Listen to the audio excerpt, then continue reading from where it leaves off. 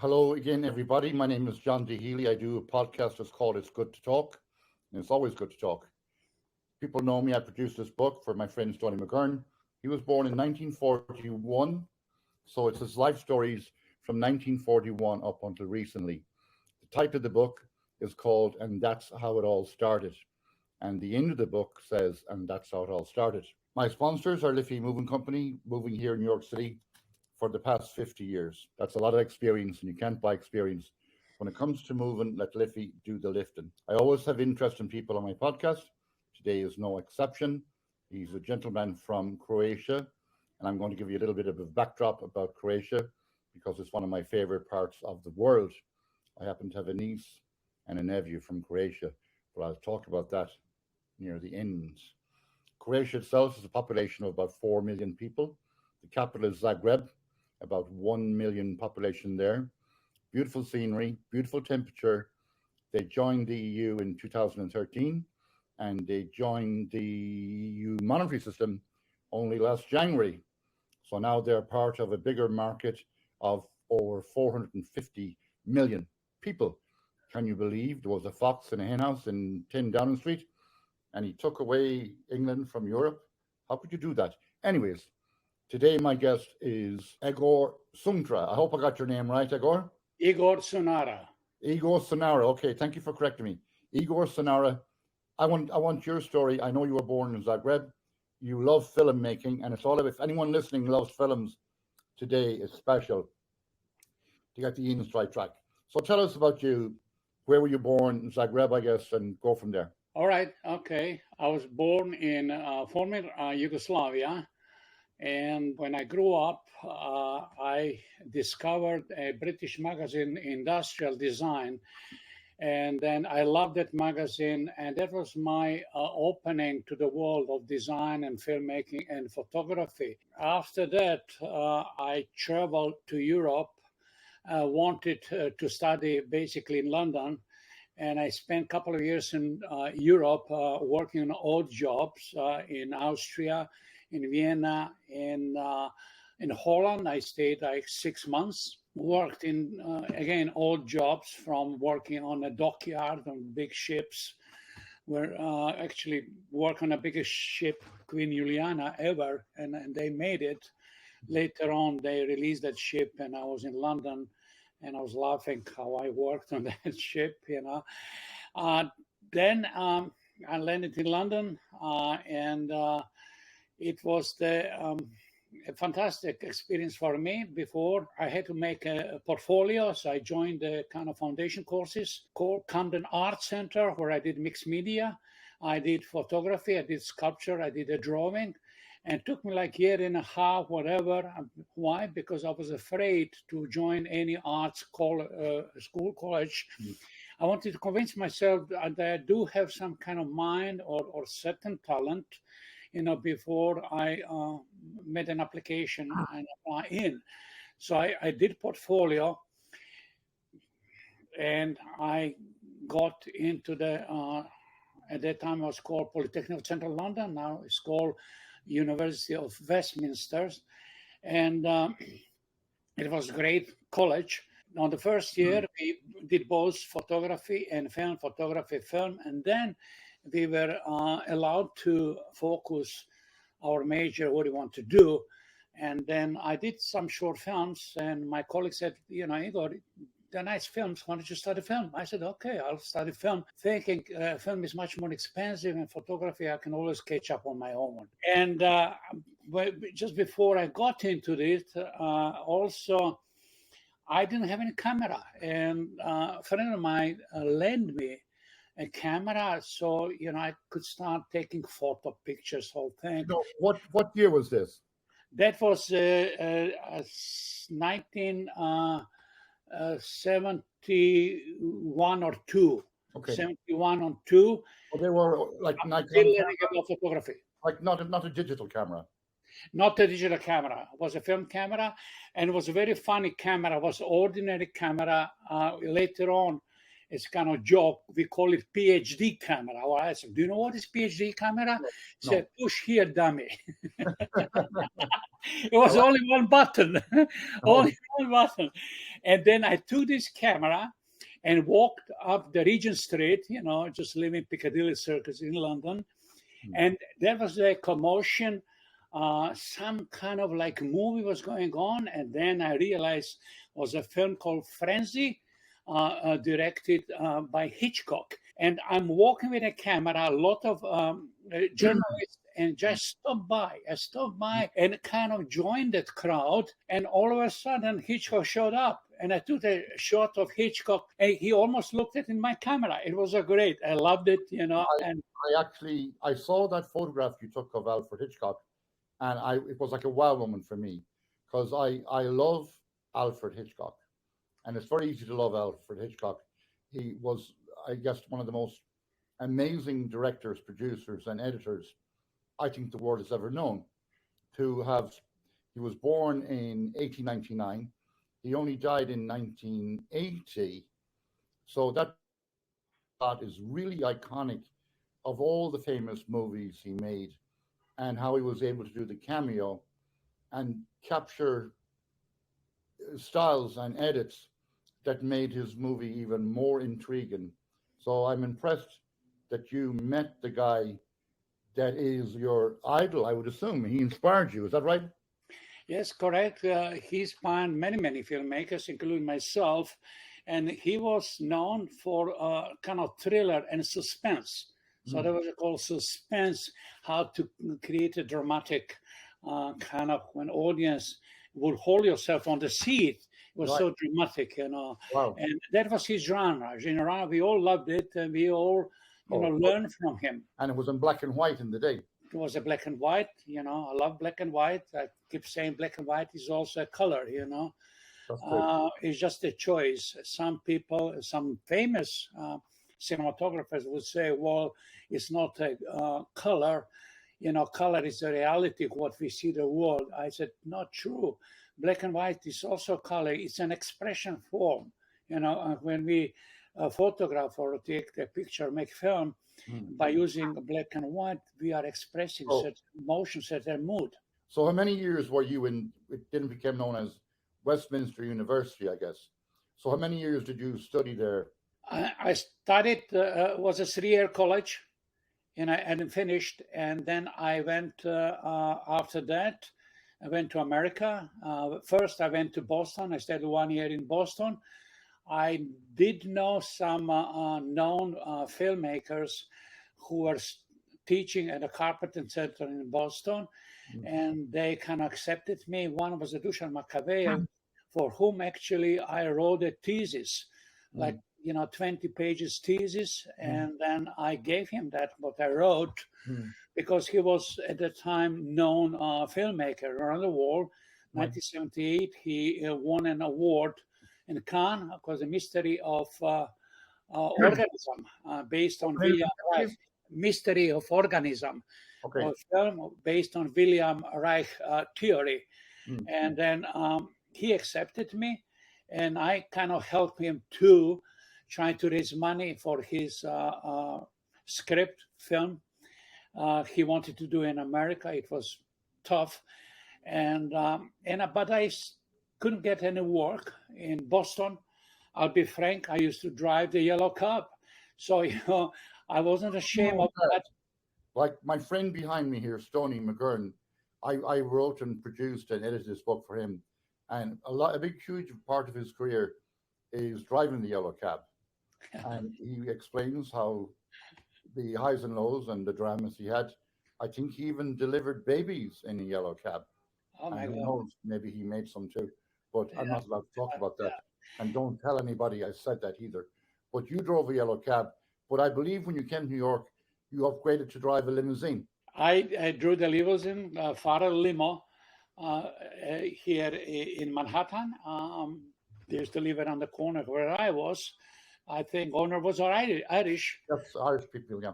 Irish people, yes. And I drew a couple of years. I could not immediately get into film industry.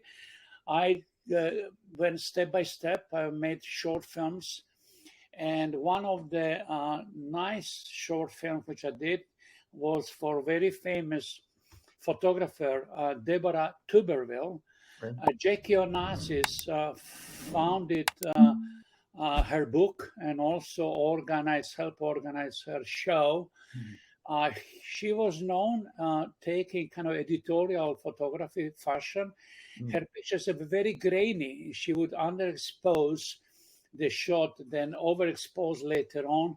She loved that grain, and then she would pick up kind of spaces, kind of debilitated area, old castles, walls were peeling around, and models at the time with very curly hair, which is very fashionable at the time. These models would never kind of touch each other, they were kind of existing in time and space. That was her style, Deborah Tuberville, and that became very popular in a way and opened the door for me. And the next job I had a Bon Jovi. And once I did a Bon Jovi, called Silent Night, and Silent Night in a kind of modern version. Then after that, I got a number of quite well-known music video artists from Liza Minnelli, Rod Stewart, Diana Ross, Whitney Huston. I Wanna Dance When Somebody. Yeah. That was a song. So my career climbing up, they would fly me always in Los Angeles from New York. Brian Grant, who was English, a very famous film director, and his company was one of the best company doing the music videos. And they would call me from London, Igor, we are going tomorrow to LA, fly to LA. And then they would send me kind of artistic expression of what we're going to do. And I would fly to Los Angeles, and it was enormous. The studios were huge, like, 80 feet wide by 40 feet high up. It was kind of novelty for me, but I adopted it. It was a good education. Yeah. So there was this music video which kind of helped me to step in. And then still being in New York, at the time, there was a lot of independent movies. And then I did lots of independent movies, but they were kind of lower budget. And then I loved them because they're more kind of like independent from from Hollywood. And sometimes speaking business, I would joke, maybe we should be dependent, not independent, because we needed money to get filmed. Even if you call it independent, who's going to, give you money? How are you going to raise the money, whole thing? So you needed some kind of good show reel. And then, I had these known names. So I was able to help also. And in order to compensate that, I was also doing commercials. Commercials that would also pay the rent. I had a small child and all that. So I had to think about, financial part of filmmaking too. So I was kind of combining and moving up. Well, in 1977, I think maybe you were in London at the time. I was in New York. I was working for Associated Artists. I'm sure you've heard of them. But I was only cleaning their office, but it paid the bills. And I did meet Betty Davis one evening and had a little conversation with Betty Davis. And she does have Betty Davis eyes. Now, getting back to Jackie Onassis, every New Yorker should love Jackie Onassis because she saved Penn Station from being demolished and being destroyed by her influence and wisdom and foresight. So we have to give a shout out to Jackie Onassis. Explain a little bit about low budget filmmaking. This is more a question that maybe my audience wants to know, my listeners, like what's the difference between expensive, inexpensive, let's expand on that a little bit. Okay. So one of the first things when you have a big Hollywood film, they won't give you money unless you have a big star, because they want to make sure they'll recoup the investment. Low budget film, you cannot afford to begin with a big star, which could be like $10 million or whatever. Mm. we can make whole film for $1 million. So Right. kind of for people to understand what does it mean low budget, it's really a story which comes from your heart, kind of uniqueness of the vision, an emotion which is not kind of packaged with Hollywood genre. You know, all the respect to Hollywood, all the respect to genre. I know they have to make money, but we independent, we were kind of trying to think differently, Okay. and we would call it more like a guerrilla kind Right. of filmmaking. Right. You know, you couldn't prepare forever. We couldn't afford big studios, so we would kind of grab the meaning on the fly and create a moment and images on the fly. Still, you have to be organized. Still, you have to have a Did you say on the fly? on the On the fly. it means you know sometimes when you want to make films, some filmmakers even doing independent, they want to have I need this money. Okay, who's gonna give that? Did I get an actor? On the end, they keep thinking 2 years, nothing's happening.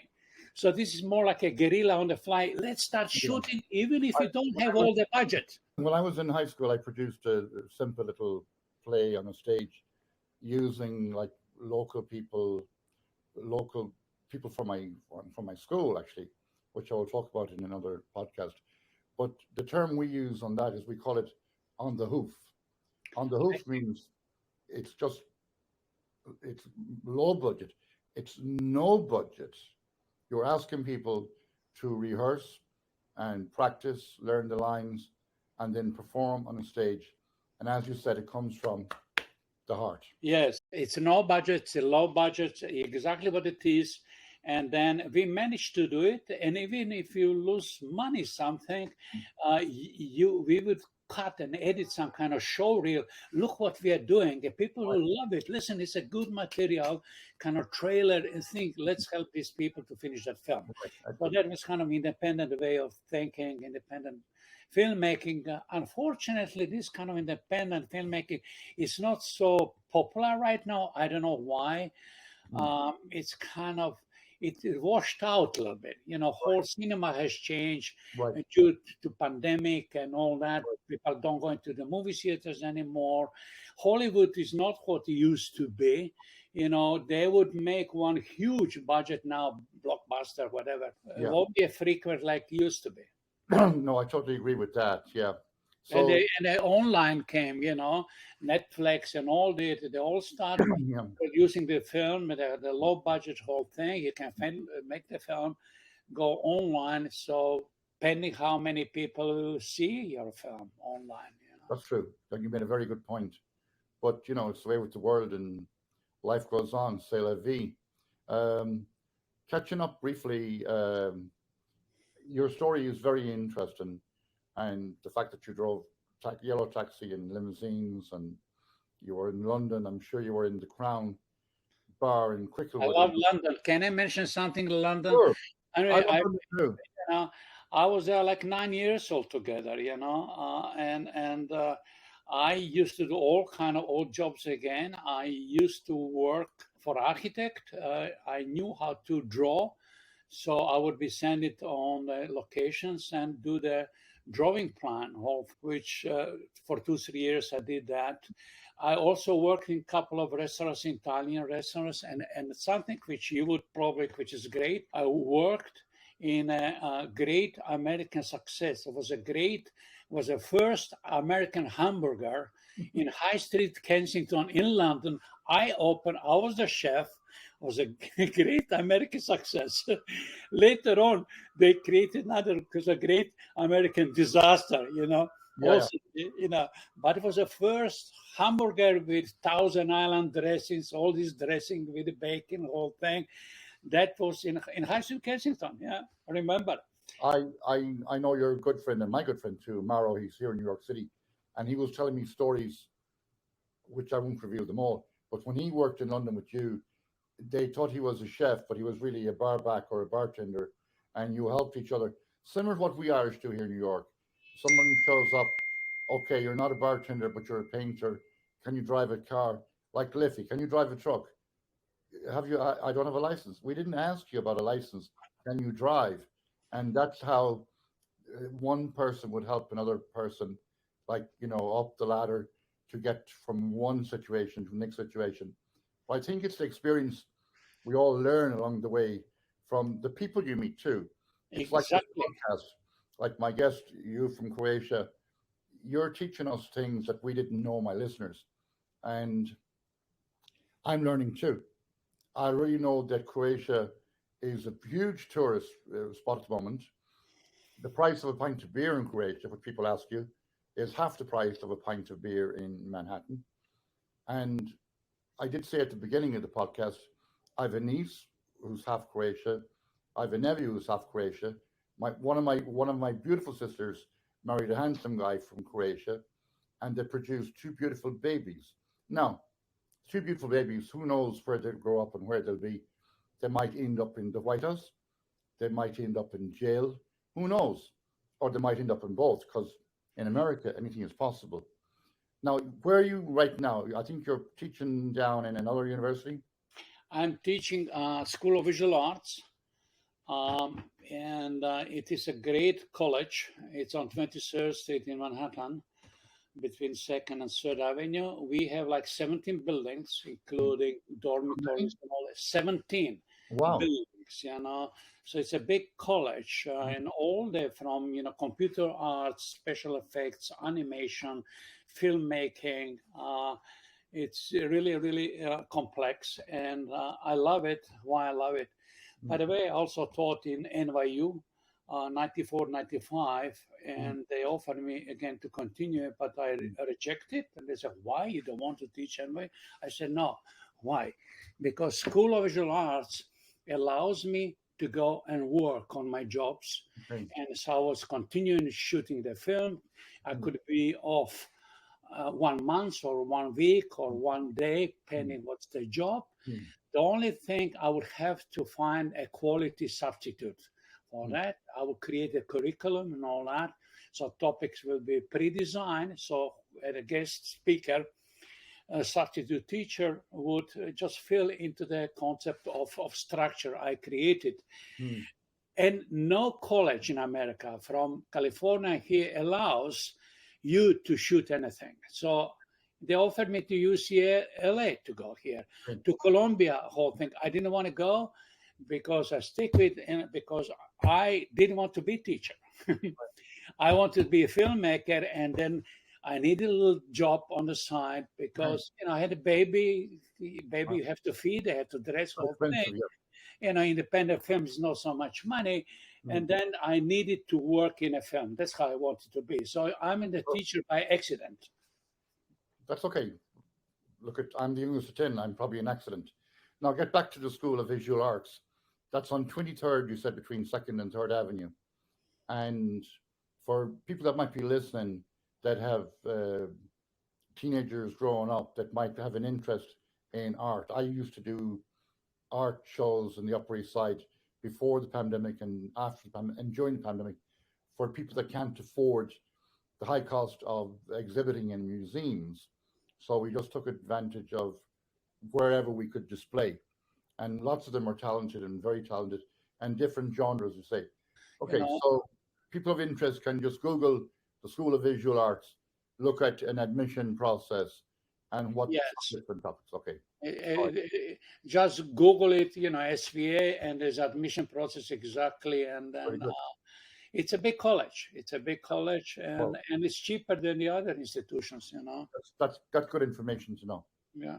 So let me see. We're going to wrap it up, I guess. And I enjoyed talking to you. And if people like this, hit the like button. If you like to subscribe.